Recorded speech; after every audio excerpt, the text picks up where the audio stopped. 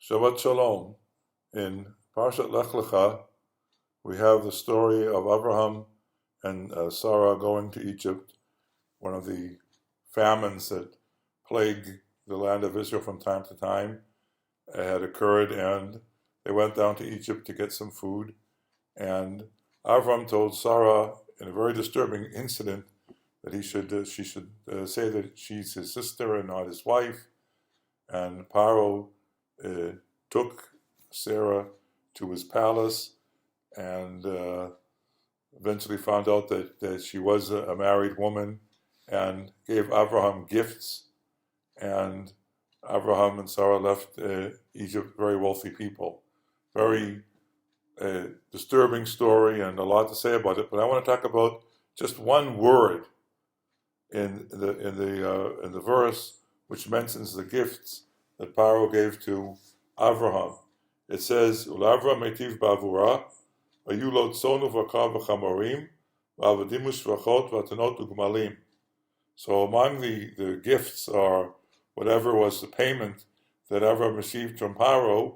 The fine, according to it, the great scholar Kasudo says, was what one paid in those days if one unknowingly had a control over a married woman for a period of time. One would first swear that one hadn't touched her and then pay a fine to the husband. That's how he explains this story. In any event, he received sheep and cattle and donkeys and slaves, male and female slaves, and asses and gemalim, camels. And this last word, camels, has been the source of a ongoing controversy, let's call it, for over 100 years. Yes, so over 100 years ago already, when biblical studies and archaeology and philology and so on were just sort of like getting their feet wet, people had raised concerns that it seemed anachronistic, that there wasn't evidence that at the time in which the Bible places Abraham, camels were already in use as beasts of burden. And even the great scholar, the biblical scholar, who generally tended to support the biblical chronology, William Fox Albright, said it was an anachronism. Sometime in the 40s, a scholar by the name of Joseph Free wrote a very long essay in which he produced a ton of evidence to show that the camels were known. The basic counter argument to those who claimed that the Bible was being unhistorical was simply this, that it's true that at the time of Abraham, camels were not in full use, were not widely used in the Near East as beasts of burden, but the process of the domestication of the camel had begun, and so there was scattered evidence for the camel being in use, and therefore this mentioning of camels in our parsha and later on in Sefer Bereshit is not at all anachronism and has no bearing at all on the validity of biblical chronology.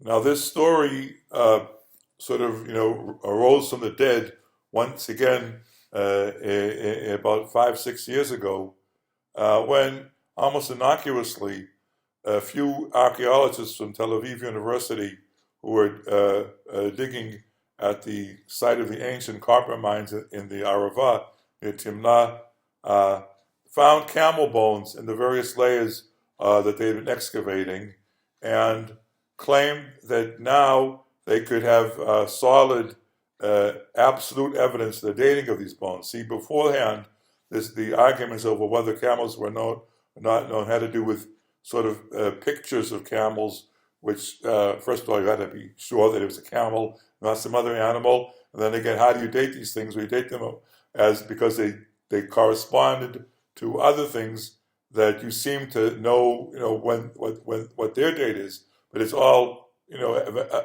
basically speculative. Here with carbon-14 dating, you can date for sure how old these bones are. And they found that, in the earlier layers, there were few, I wouldn't say none, but few bones, maybe one or two. And then there's a sort of burst at around the time camels are thought to have been domesticated. And this seems to offer solid evidence for the date of the domestication and full use of camels as beasts of burden.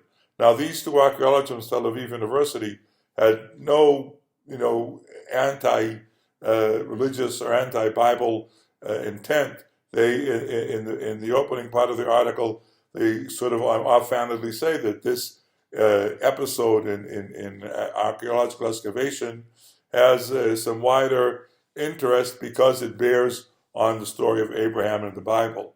They didn't make anything of it. They just have a dry article with charts and data and so the stuff you would find among professional archaeologists. But the yellow journalists and the sensationalist press, meaning, of course, the New York Times, pounced on this and had really, nasty article, making fun once again of the Torah and of the Bible and of its historical validity. And this was taken up by other mass market publications who were having a lot of fun at the expense of our Torah. And so this led to a rekindling of the controversy. Now, was an excellent response was written quite recently by a certain retired physicist who I had never heard of, by the name of Landa.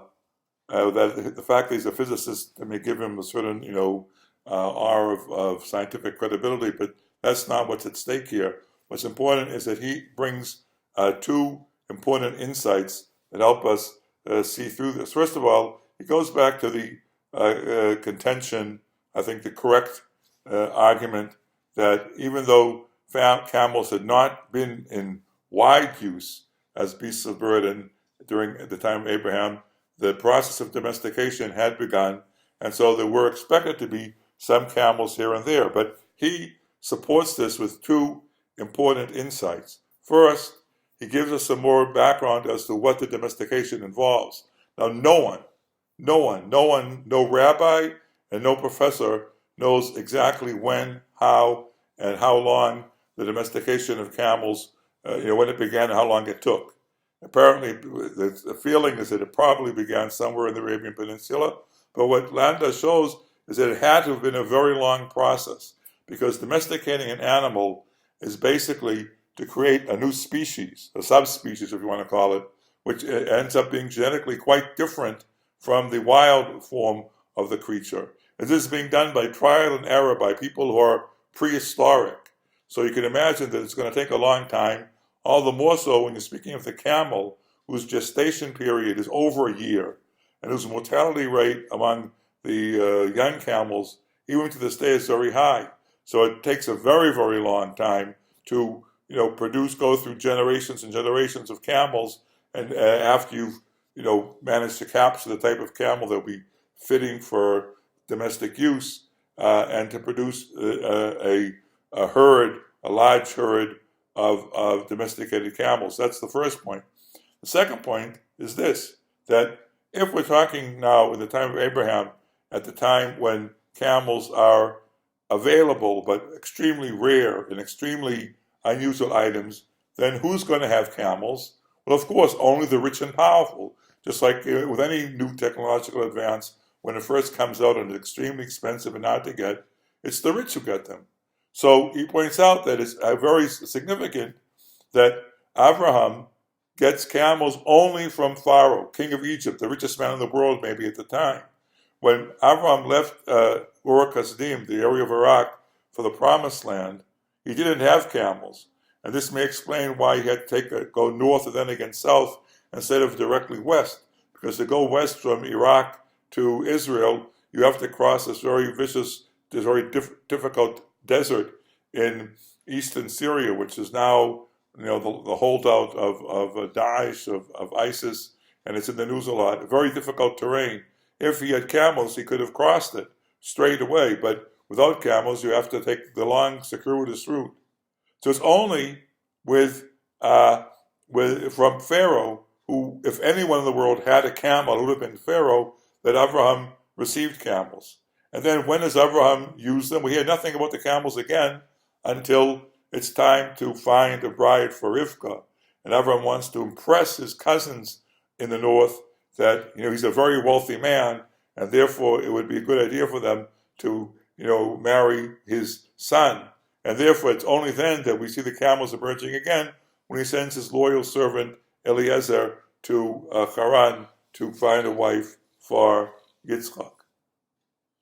So I'd like to end with just more of a Torah insight into this episode. We see that Abraham has received these status symbols, these camels, which are available only to the very wealthy.